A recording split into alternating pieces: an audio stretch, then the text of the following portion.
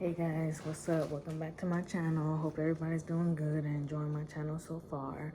So before we get started with this video, I just want to say I apologize for not posting. I told myself and I told you guys also I was gonna start posting back on YouTube, but I've just been so busy, and uh, plus, I just had the baby like 2 weeks ago, so I've just been a busy mother. Had a busy schedule, but I'm going to try to get back on the YouTube grind like I told you guys before, so just bear with me. I promise you I'll get back on YouTube when I have the opportunity and chance to. So for this video, this is a video I'm gonna tell you guys my birth story. I'm gonna just tell you guys the experience, give you guys the rundown, and just let you know what happened pretty much with my experience. And just want to say real quick, there are some parts to the story that can be triggering to some viewers, so if you find this video triggering, please do not watch it. Maybe just skip through it. So, and also, some of the birth experience is really hard for me to explain, so I'm gonna try my best to talk and tell you guys my story. So let's get started. So pretty much I went past my due date. My due date was on December 28th, and my due date, baby girl didn't come. So I went to my doctor's appointment, which was on December 26th, which was 2 days before my due date.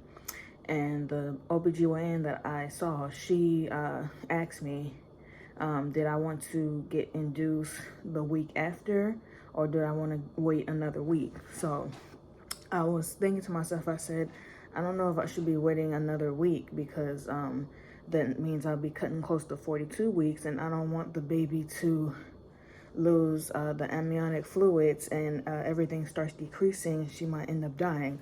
So I just went ahead and said, you can do it the week after. So January 4th was my induction date. So my mom and I went to the hospital. My induction was at 4 o'clock. So I checked in, and then I got sent to this triage room where they told me to undress. So I pretty much took all my clothes off and just put a gown on, and I kept my socks on because it was cold in there. So me and my mom, we waited in there for about maybe 4 hours, because we got there, it started at 4, and then we waited for the nurse to get there. So when the nurse came, she took my vital signs, she put the straps on my belly. They were doing an NST to check baby girl's heart rate and make sure everything was going good. And then they did an IV in my hand. So I had an IV in my hand. And then she took some blood pretty much for me. And then we just waited for the room. And then when me and my mom got to the room, we got there like maybe 8:30ish to the room. And then I was getting hungry. Like, okay, what can I eat? Because I'm getting hungry. And then my aunt and my cousin, they brought us some food. We didn't eat till about maybe almost 10 o'clock. And then the nurse that was watching me pretty much, she had me eat. So I ate first, and then they started me on the medication. So I took like this pill first.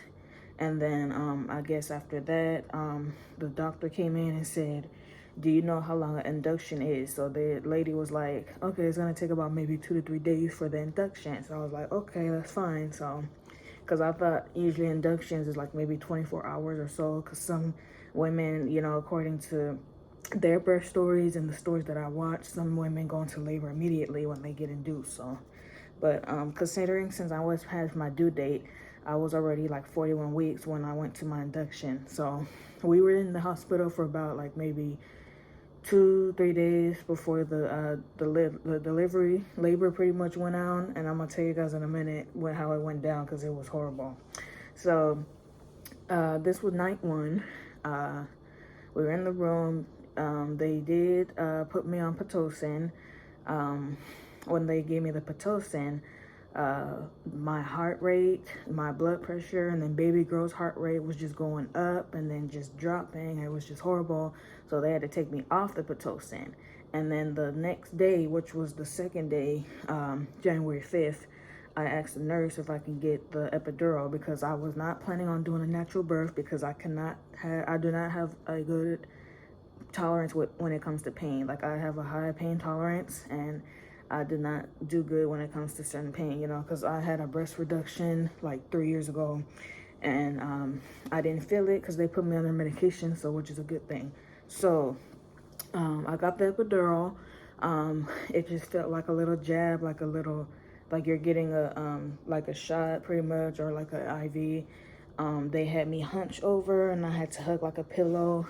And yeah, so pretty much after that, they were checking the vitals, and the nurse was like, "Oh, you just had a contraction. Did you feel that?" I was like, "No, I didn't feel that." So, but the contractions, like, they just started getting really bad. Like, I was like, "Oh my goodness, what am I gonna do?" So, the horrible thing is, like, the first epidural, it failed.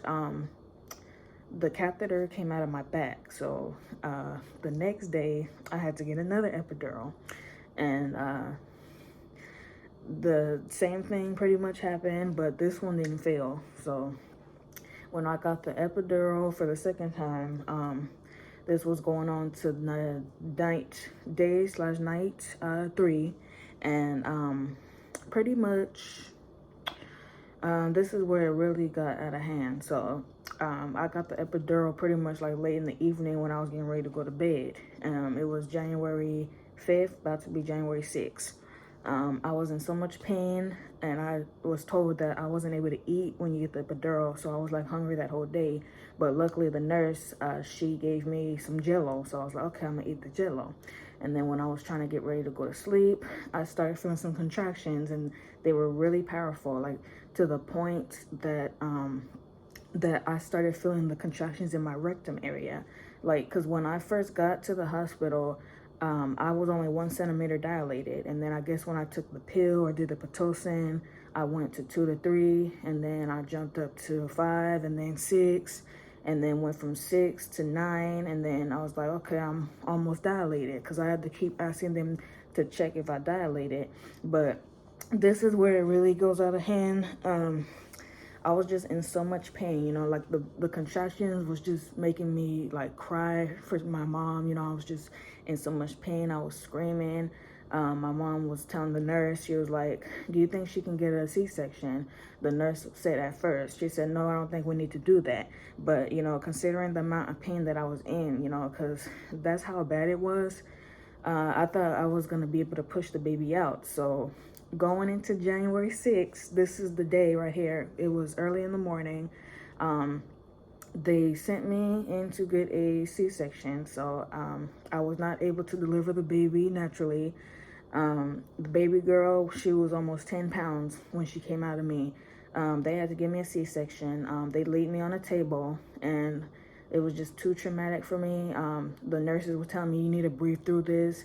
I was just screaming. I was like, "Oh my God, I can't do this. I can't do this. I need to use the bathroom." Like, it feels like you have to like poop pretty much, like when you're getting ready to give birth. And the nurses, like, I almost fell off the table pretty much, and they had to pin me down, and they strapped me down. Like, they literally had like some straps. They had to strap me down. And then I was just in so much of traumatic pain. They wouldn't even let my mom into the room. But eventually, at one point, they let her into the room. The doctor gave me the medication. I fell asleep for a few minutes, and then I heard my mom's voice, and then I woke up, and I started crying to her. I said, "Mom, you're about to meet your granddaughter." And she was saying, "Oh, don't cry, it's okay." And then the doctor was behind me and my mom, and he said, "It's gonna be okay, you're gonna be fine, you're doing great," and everything, because they had the blood pressure cup on me too. They put like a surgical cap on me also. I didn't feel anything, but when they were cutting me open, I did feel a little bit of pressure. And then I did feel like when they were stitching me up, but it wasn't like, like actual pain. I just felt like the pressure pretty much. So after that, they let my mom see the baby first, and then they brought the baby over to me, and then I saw her. So, oh my gosh, she's so beautiful and everything. And then after that, they stitched me back up, and then the nurse, she reached inside of me, she took out the placenta, and then they took me to the recovery room. I was in there for about an hour. I got to do skin to skin with baby girl. She was so beautiful. And then that was pretty much it. So that was my birth experience. It was really traumatic. I thought I wasn't gonna make it out of there, you know. I'm just glad that everything went well. I'm just glad I was able to get the baby out. I'm glad they were able to give me a C-section, and thankfully I was able to bring this baby to the world. So she's a healthy, happy baby. She is 2 weeks now, about to be 3 weeks this weekend, and I'm happy and excited, and I'm glad that I am a first-time mother, and welcome to motherhood. So yeah, that was my pretty much my birth story experience. So I know a lot of other women have had the same experience as me. I didn't get a C-section because I was in pain, you know, like cause I couldn't handle the pain. The doctors, they pretty much just, you know, just sent me to get a C-section, and they knew how much pain I was in because I was just screaming, and that's how horrible it was. Like, I thought I wasn't gonna make it out of there, but I'm just blessed and thankful that the surgery went well and she's here.